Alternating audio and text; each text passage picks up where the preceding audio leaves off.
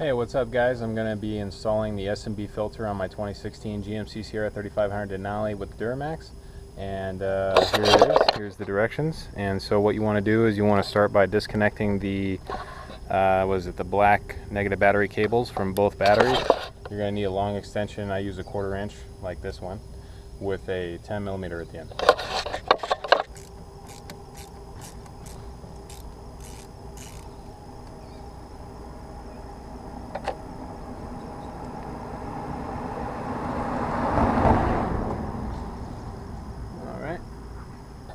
You want to use a wobble bit so that you can get past this little brace right here on the fender. Okay, step 2, disconnect the electrical connections for both the MAF and the humidity sensor located on the airbox. So I guess you pull that back, squeeze this, pop it off. Pull this red clip back, squeeze that thing, pop it off.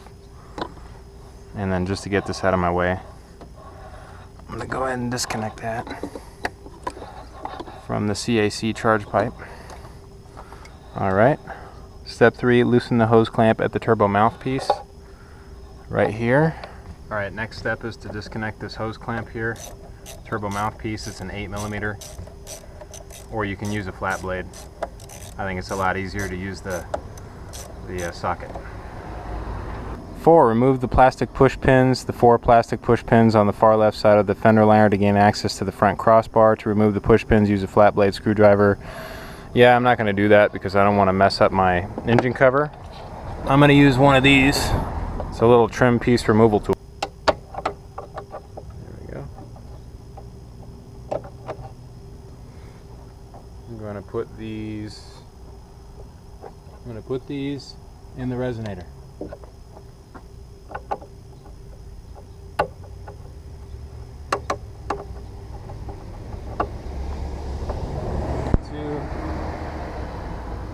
Two, 3.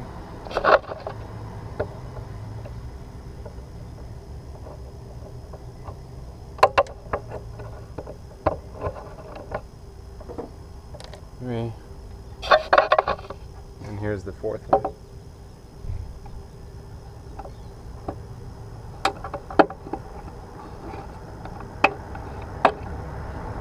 There's 4. Step 5, remove the rubber hood seal on the passenger side by pulling forward towards the front of the hood and pulling up.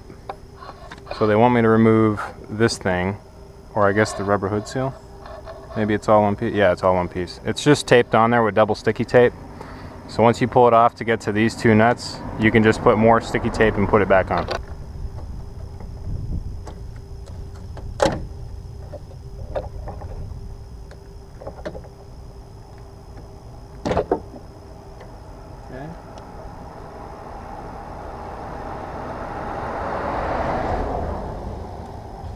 Go. Step 6, remove both the upper and lower crossbars by removing the 5 mounting bolts. 10mm and 13mm socket will be used. The lower crossbar bolt can be accessed by pulling up on the front plastic liner. Okay, so there's 1, 2, 3, 4, 5.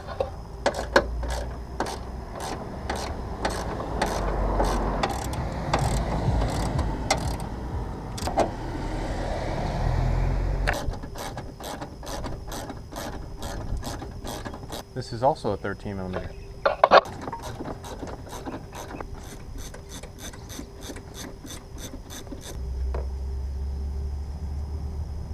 Alright, once you have the crossbars removed, step 7, loosen the hose clamp connecting the intake tube to the airbox lid.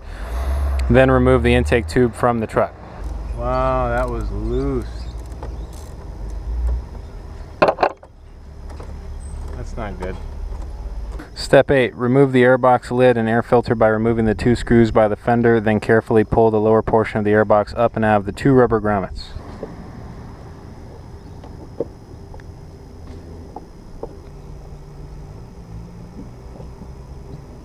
And this just pops right up. Remove the stock air filter. This air filter has 1,100 miles on it. Okay, next step, there's 2 rubber grommets down here. You can see them. You kind of want to push it towards the driver's side of the truck and pull.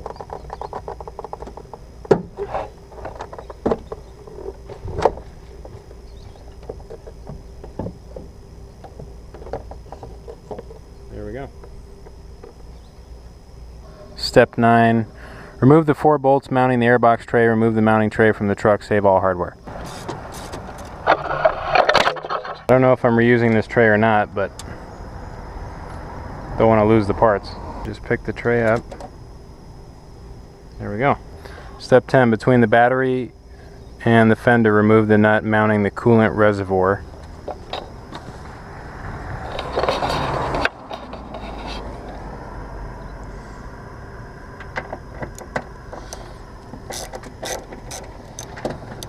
It's a 10 millimeter. 11. Unsnap the plastic clip holding the coolant reservoir to the AC line using a flat blade screwdriver. Then remove the other screw mounting the coolant reservoir.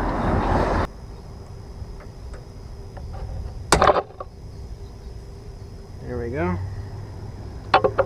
Next step, remove the last bolt from the coolant reservoir. Remove the MAF sensor from the OE airbox lid using the 2 supplied 8x32 screws and plastic spacers. Install the MAF into the intake tube. Do not over tighten. And then also step 13, remove the humidity sensor. Using the 2 supplied M4 by 8 millimeter screws, install the humidity sensor into the intake tube.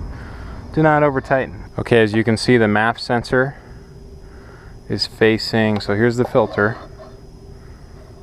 Oh, it even has an arrow pointing towards the turbo. Next step, use a T20 Torx to remove the MAF sensor and the humidity sensor.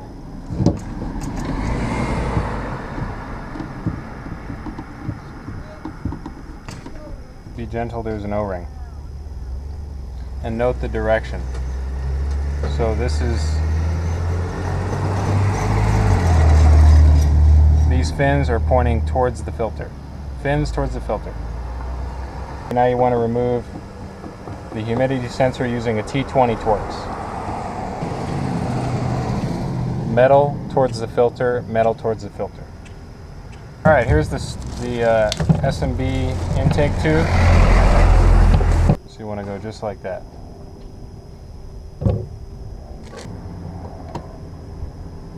Remember, fins towards the filter. So it's going to go in like that.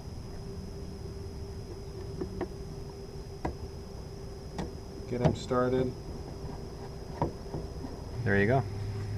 Alright, the next step, now that we have the MAF and the humidity sensor installed, is to, let me see, number 14. Place the silicone hose adapter and both number 72 hose clamps onto the turbo inlet mouthpiece. Tighten the clamp on the turbo mouthpiece only. Now there's 2 different silicone, what do they call it?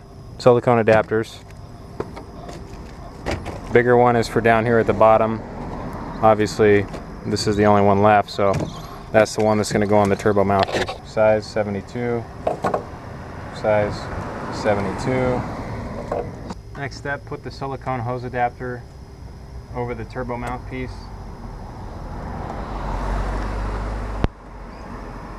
Make sure it's seated. Nice even gap all the way around. Okay, it's seated, and then you're going to tighten up this number 72 hose clamp with a long extension and a number 8 whatchamacallit, or an 8 millimeter socket. Next step, move the coolant reservoir out of the way. Install the airbox flush onto the bottom of the vehicle's mounting points. Now that we're getting ready to install the airbox, I'm going to take it out of the plastic. There we go. Pretty nice piece. Step 15, we're going to install the airbox now, and what I need to do is move this coolant reservoir out of the way. I've already gotten this bolt out.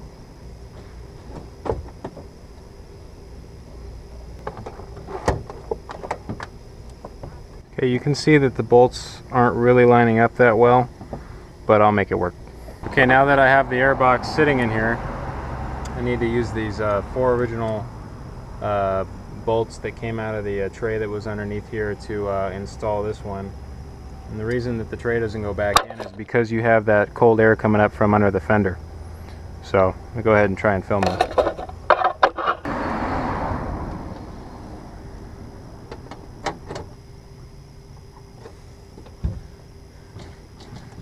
Okay, I got 3 of them in with my fingers. And this one up in the front corner is going to be tough.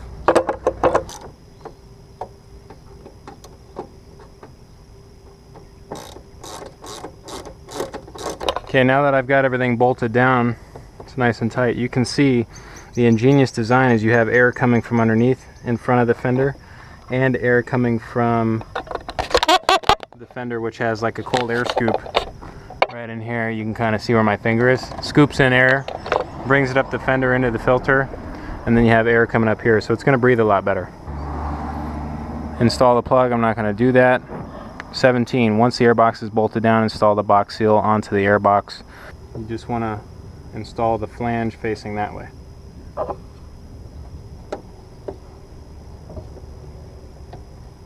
Next step here, slide the 2 number 80 hose clamps over the hump adapter, and then push the hump adapter over the adapter tube.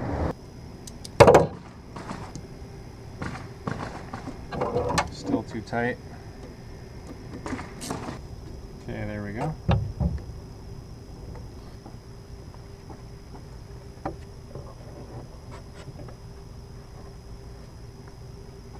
Alright guys, so you want to put the short tube in because that's what's going to go to the filter. And then you want to hook up your connection pipe. Popped in. Over here.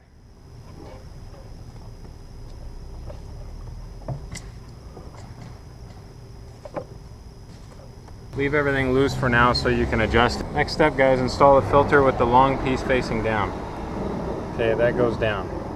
The teardrop shape.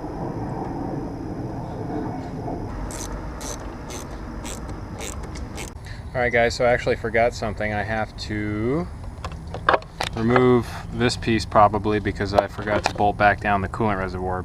I'm going to try and do it without moving that, but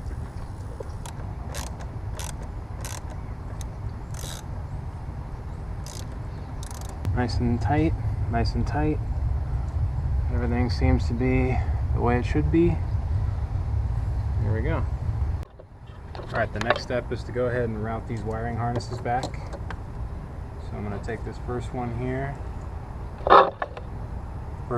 and put it to the cold air charge pipe underneath this tube.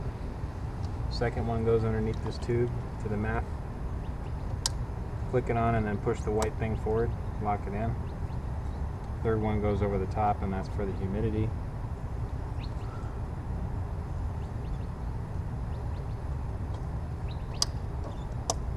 And then click that down.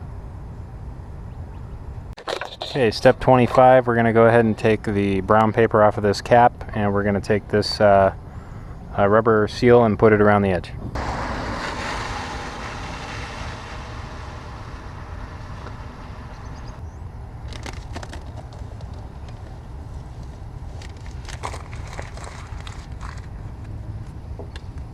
Okay, next step, once you have that cardboard stuff off, is to put the seal on.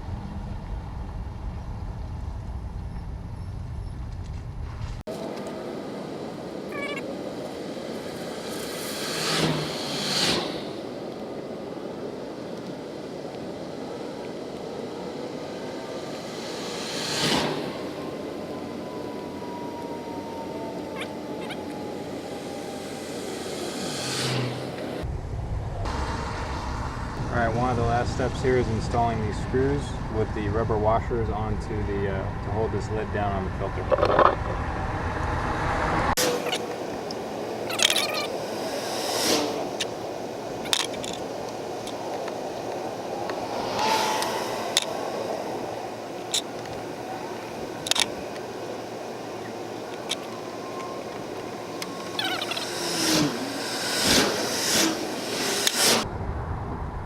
Alright, next step is to go ahead and reinstall your braces.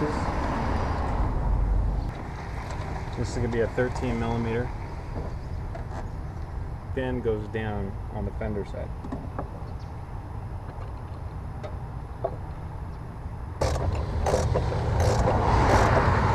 Go ahead and reinstall your clips.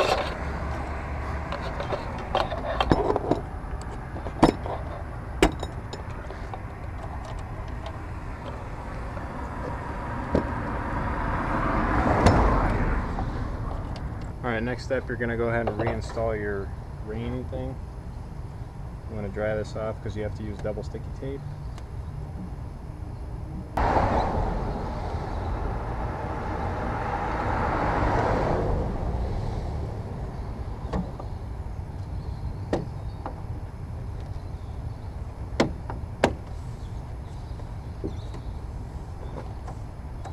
Last step, go ahead and reconnect your negative battery cable.